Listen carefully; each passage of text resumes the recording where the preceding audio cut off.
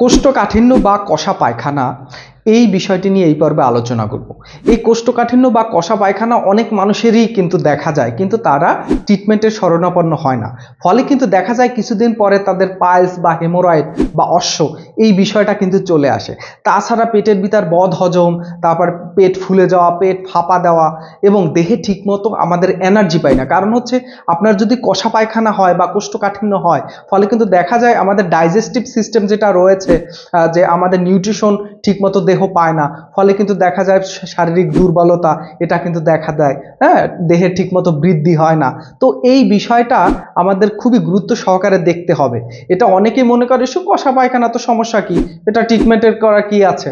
তো হ্যাঁ, অবশ্যই ট্রিটমেন্টের আছে, কারণ শুধুমাত্র এটা কষা পায়খানা বা কনস্টিপেশন না, এর কারণে অনেকগুলো রোগ হতে পারে। আমি তো একটু আগে বললাম হেমোরয়েড বা পাইলস, এটা কিন্তু কষা পায়খানা বা কোষ্ঠকাঠিন্যের অন্যতম কারণ। তো দেহের ভিতরে ঠিকমতো পুষ্টি ঢুকতে পারে না, ফলে কিন্তু দেখা যায় আমাদের নিউট্রিশন ডেফিসিয়েন্সি দেখা দেয়, পেটের ভিতর বদ হজম, পেটে বিভিন্ন ধরনের সমস্যা হয়, অল্প কিছু খাবার খেলেই পেট ভরে যায়, হ্যাঁ, তা পেটের ভিতর অস্বস্তি বোধ, এই সমস্যাগুলো দেখা দেয়।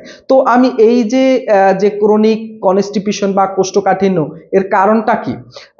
কোষ্ঠকাঠিন্য দুই প্রকার, ক্রনিক এবং অ্যাকুইট কনস্টিপেশন, যেটা হচ্ছে আমাদের লাইফস্টাইল ঠিকমতো পালন করি না, ফলে কিন্তু এটা হয়।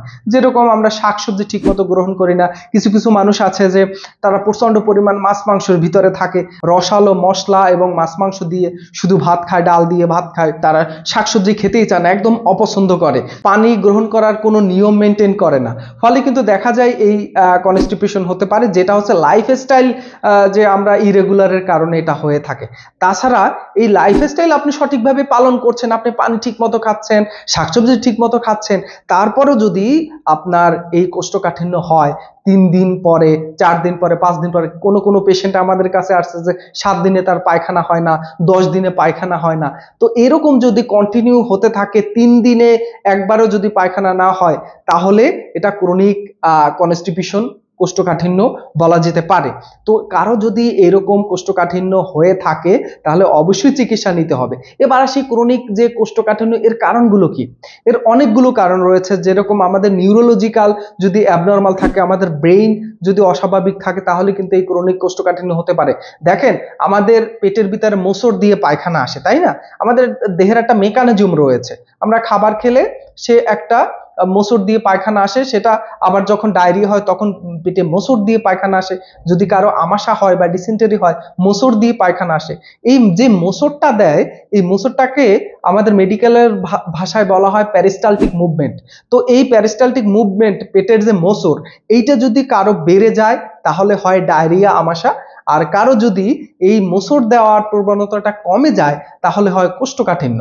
অর্থাৎ আপনি গাড়ি জোরে চালাচ্ছেন না আস্তে চালাচ্ছেন, এখন এই পেটের ভিতর লম্বা একটা পথ, স্মল ইন্টেস্টাইন, লার্জ ইন্টেস্টাইন, যেটাকে আমরা ক্ষুদ্রান্ত বৃহদান্ত বলি, এই ক্ষুদ্রান্ত বৃহদান্ত যদি সঠিক পরিমাণ মোচড় না দেয়, অর্থাৎ আমি সহজ ভাষায় আপনাদের বোঝানোর জন্য বলছি, এই পেটে যদি মোচড় দেওয়া, অর্থাৎ ঠিকমতো যদি আপনার প্যারিস্টালটিক মুভমেন্টটা যদি ঠিকমতো না হয়, তাহলে এই ক্রনিক যে আমাদের যে পেটের যে কনস্টিপেশনটা রয়েছে, সেটা কিন্তু হতে পারে। তো এই ক্রনিক কনস্টিপেশন অনেকগুলো কারণে হতে পারে। এই তো বললাম যে আমাদের নিউরোলজিক্যাল ফ্যাক্টর রয়েছে, তারপর অতিরিক্ত পরিমাণ দুশ্চিন্তা, তারপর অনেক সময় দেখা যায় ইরিটেবল বাউল সিনড্রোম যেটা হয়, হ্যাঁ, ইরিটেবল বাউল সিনড্রোম একটি ক্রনিক রোগ। কিছু কিছু সময় ডায়রিয়া হয়, কিছু কিছু সময় হচ্ছে একদম কষা পায়খানা হয়, এই ইরিটেবল বাউল সিনড্রোম হতে পারে। তাছাড়া আমাদের যে ক্ষুদ্রান্ত বৃহদান্ত রয়েছে, সেখানে যদি অবস্ট্রাকশন হয়ে যায়, চিপসে যায়, কোনো আমাদের যে ক্ষুদ্রান্ত বৃহদান্ত এর নালী রয়েছে, যে পথ রয়েছে, সেটা যদি ঠিকমতো যদি ডাইলেটেড না থাকে, সেটা অনেক সময় চিপসে যায়, অনেক সময় দেখা যায় এখানে টিউমার গ্রো করে, কোষ্ঠকাঠিন্য সেটা কিন্তু হতে পারে।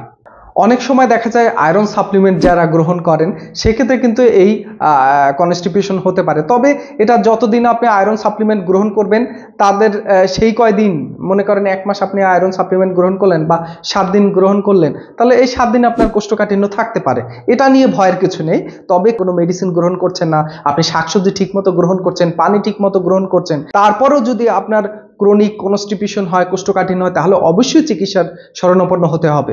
তাছাড়া কিছু রোগ রয়েছে, যেরকম কারো যদি আমাদের হাইপার ক্যালসিয়াম যদি হয় বা হাইপো ক্যালসিয়াম, আমাদের ক্যালসিয়াম লেভেল যদি একদম কমে যায় বা একদম বেড়ে যায়, তাহলে কিন্তু এই সমস্যাটা হতে পারে। আমাদের থাইরয়েডের যে গ্ল্যান্ড রয়েছে, এখানে আবার প্যারাথাইরয়েড গ্ল্যান্ড আছে, এখানে প্যারাথাইরয়েড গ্ল্যান্ডে যদি কোনো ধরনের টিউমার হয়, তাহলে দেখা যায় অতিরিক্ত পরিমাণ দেহের ভিতর ক্যালসিয়াম চলে আসে, ফলে কিন্তু দেখা যায় এই ক্রনিক যে কনস্টিপেশন, কোষ্ঠকাঠিন্য, এটা কিন্তু দেখা যায়। তাছাড়া ডায়াবেটিস মেলাইটিস যদি থাকে, তাহলে কিন্তু অনেক ক্ষেত্রে দেখা যায় এই কোষ্ঠকাঠিন্য, এটা কিন্তু লক্ষ্য করা যায়।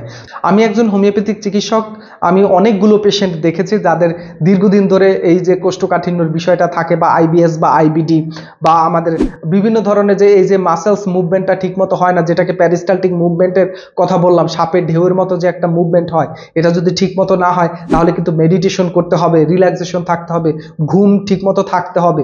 আর বললাম যে তাদের অ্যাকুইট কনস্টিপেশন, তারা কিন্তু পর্যাপ্ত পরিমাণ পানি গ্রহণ করতে হবে, শাকসবজি ফল বেশি পরিমাণ গ্রহণ করতে হবে। তাহলে কিন্তু দেখা যায় এই যে অ্যাকুইট যে কোষ্ঠকাঠিন্য, সেটা কিন্তু ভালো হয়ে যাবে। আর যাদের এই শাকসবজি ঠিকমতো খাওয়ার পরেও ঠিকমতো পায়খানা হয় না, তাদের অবশ্যই চিকিৎসকের পরামর্শ নিতে হবে।